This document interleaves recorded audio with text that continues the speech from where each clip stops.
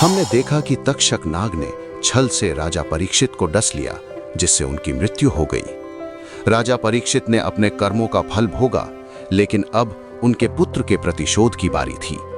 नमस्कार दोस्तों, एक बार फिर आपका स्वागत है पौराणिक पुराण में।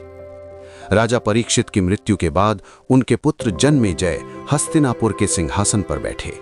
जब जन्मेजय को पता चला कि उनके पिता की मृत्यु स्वाभाविक नहीं थी, बल्कि तक्षक नाग के छल और डसने से हुई है, तो वे क्रोध से भर गए। जन्मेजय ने प्रतिज्ञा की, तक्षक ने मेरे पिता को मारा है, मैं उस दुष्ट तक्षक सहित समस्त नाग वंश का नाश कर दूंगा।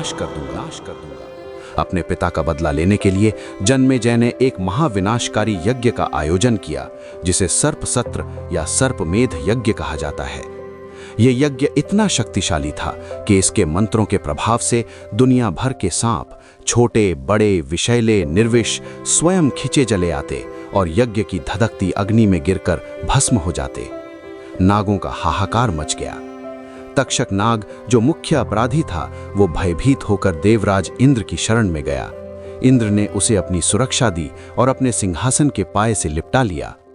जब ऋत्विजों यानी पुरोहितों ने देखा कि तक्षक नहीं आ रहा है, तो उन्होंने अपनी मंत्र शक्ति बढ़ाई। उन्होंने आहुति दी, इंद्राय तक्षकाय स्वाहा, अर्थात यदि इंद्र तक्षक को पकड़े हुए हैं तो इंद्र सहित तक्षक अग्नि में गिल जाए। मंत्रों के प्रभाव से इंद्र का सिंहासन हिलने लगा और तक्षक के साथ साथ इंद्र भी यज्ञ कुंड की ओर खिंचने लगे। यह दृश्य देखकर शनिदेव ने विचार किया, प्रतिशोध जब सीमा पार कर जाता है तो वो न्याय नहीं रहता, बल्कि नया पाप बन जाता है।